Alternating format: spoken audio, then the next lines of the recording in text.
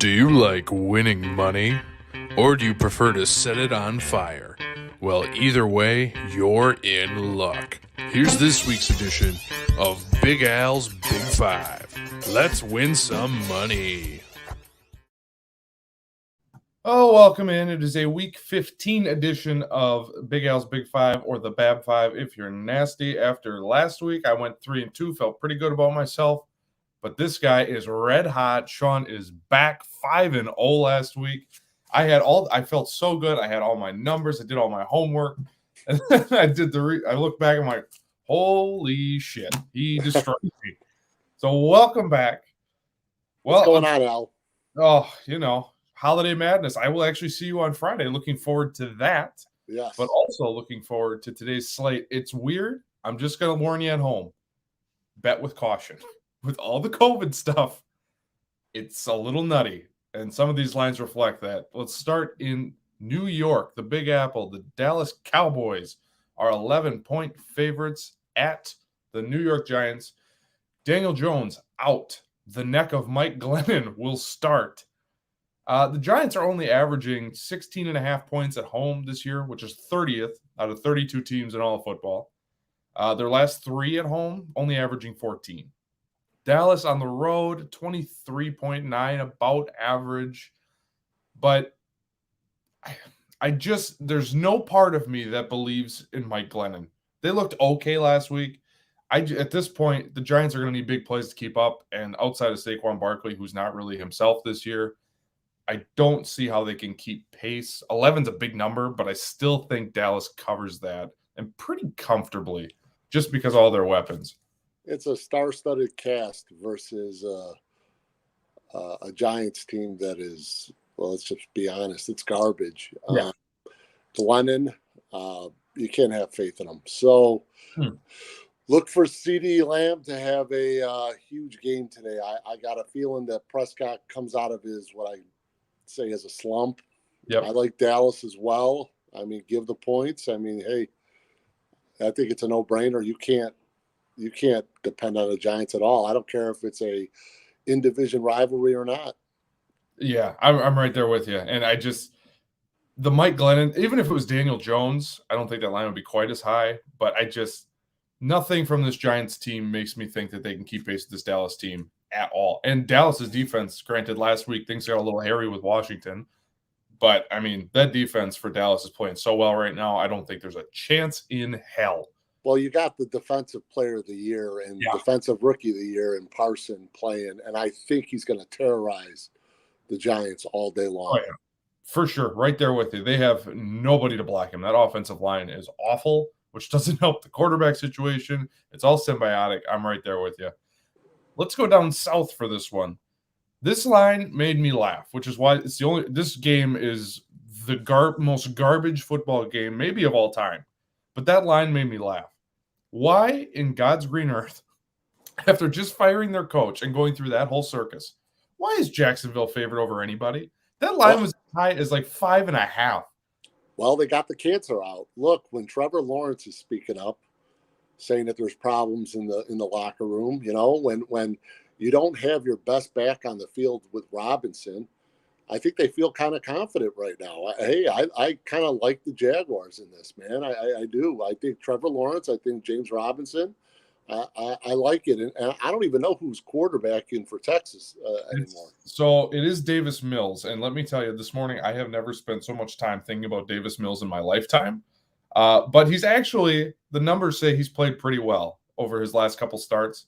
So he's played in the last 3 weeks, started 2. But in those 2 games, he's averaging a 71.83 completion percentage, which is above league average. Good for you.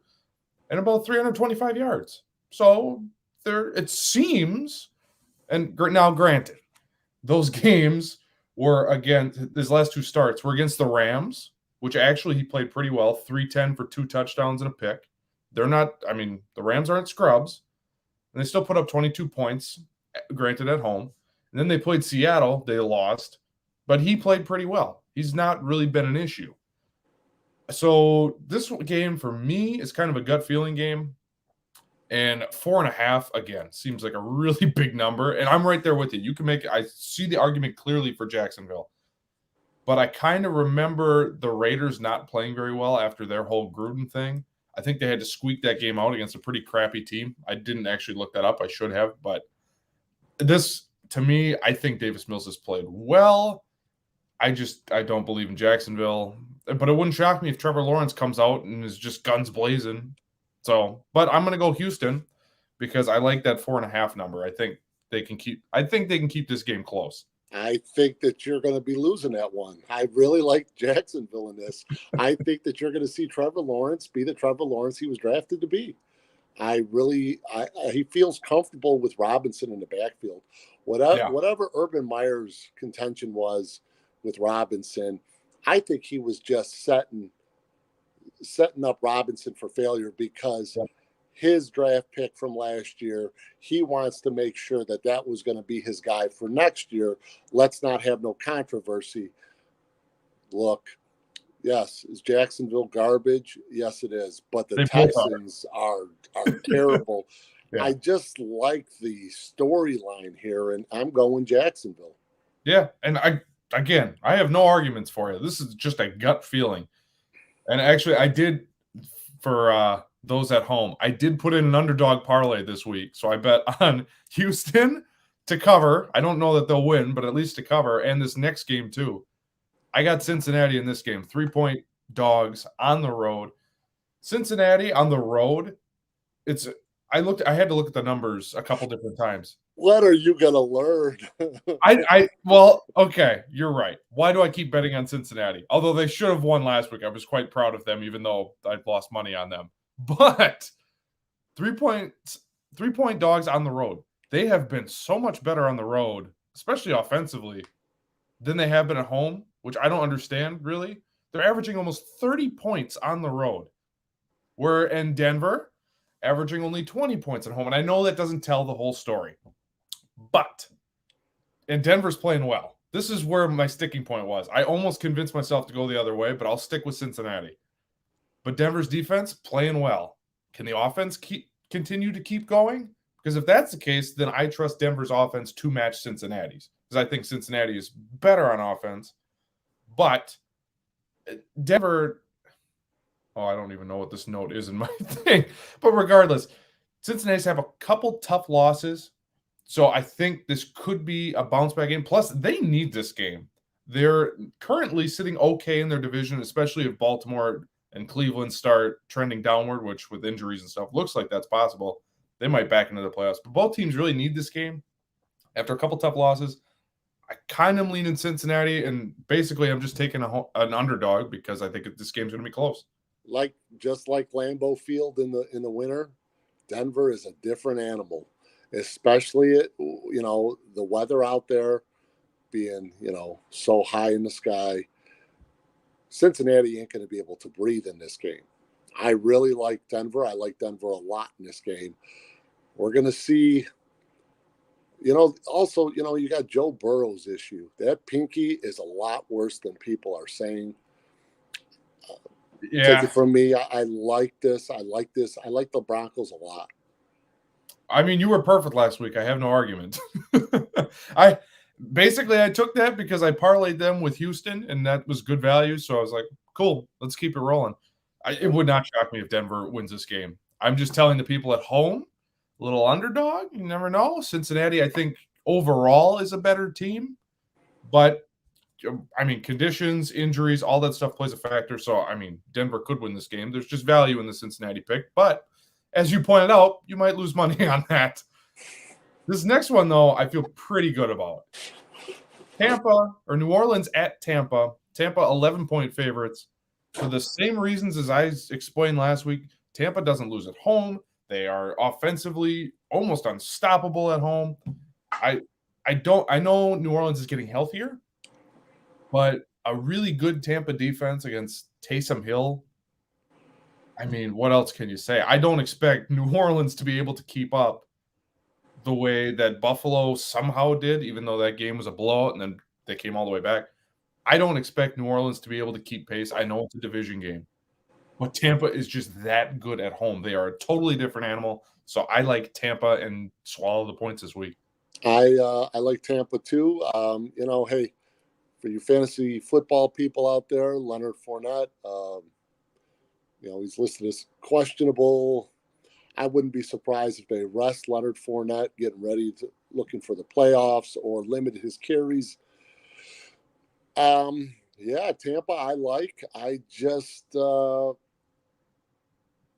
I'm wondering what that running game is going to look like today. That's all. Yeah, and this game could go a couple of different ways, but Tampa still needs this game because they're still going for the 1 seed, which they have an outside shot at. So, I mean, we're both on Tampa this week, but the 11, that's a big number.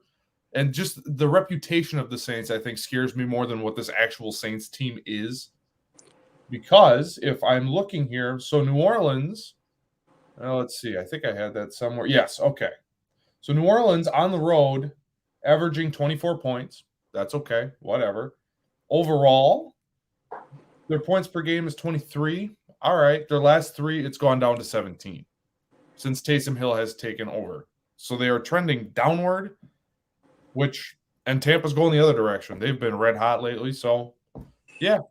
And finally, Green Bay at Baltimore. Of course, this is a Packers entity, so it is our obligatory Packers game that we talk about gambling. 7-point favorites on the road. Baltimore, typically a tough environment, but we do have a little bit of breaking news, which I did not think I was going to be able to use this imaging, but... Ladies and gentlemen, can I please have your attention? I've just been handed an urgent news story. Breaking news. And I need all of you to stop what you're doing and listen. Right now! All right. So according to reports, Sammy Watkins has been listed as out for this game. That wasn't what I was going to say. But it's looking more, according to reports, like Tyler Huntley will be going for Baltimore today. Lamar Jackson hadn't practiced all week. They said he was day-to-day, bone bruise in his ankle. And I can't find the exact tweet, so I'm sorry for whoever that is that said that. But it is looking like Tyler Huntley is going to go for Baltimore today. Not officially official, but we're leaning that way. So for that reason, I like Green Bay a whole lot more. Baltimore is down to 5 healthy cornerbacks. That's it. They have no studs on the outside. They are so banged up. Offense, defense, they have no running game at all. Green Bay is not going to have Kenny Clark today because of health and safety protocols.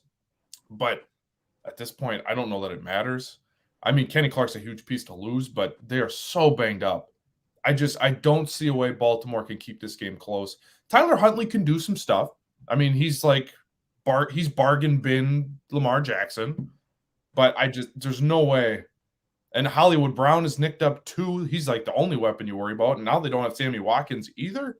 Yeah, Green Bay all day. I feel really good about that one. Yeah, I like Green Bay in this one. Again, I'm waiting for the moment where the Pack decide we are up very nicely at the half and we're going to bench Rodgers. I'm waiting for that moment. I think this could be that game. But that being said, I think that they dominate the first half. And, I wouldn't be surprised if it was a 27-14 Packer win. And I don't even know how they get 14, but, hey, Huntley knows the offense, they said. They feel good with him, whatever that means. You got to say that if you're the Baltimore Press.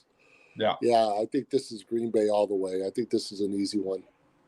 The only way you asked how they get 14, it's going to be on special teams because they have the best special teams in football, and Green Bay has the absolute worst, as we've documented on our Mothership podcast. That scares me a little bit, but as I just said, there's no way Baltimore can keep up. So I don't know. Yeah, I don't know either. And that line at 7, if you can lock that, if you can hit your phone, if gambling's legal, if mobile gambling's legal, 7 seems pretty low if Tyler Huntley is the starting quarterback. But so let's recap. Shawn, you have Dallas, Jacksonville, Denver, Tampa, and Green Bay this week.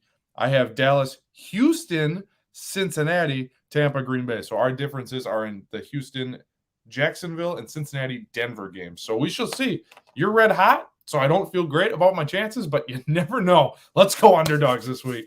Thank you for watching. Make sure you subscribe to our YouTube channel where you can get our very lovely gambling episode. It sounds like Dustin is working on some TikTok stuff that is not official yet, but that is kind of an exclusive.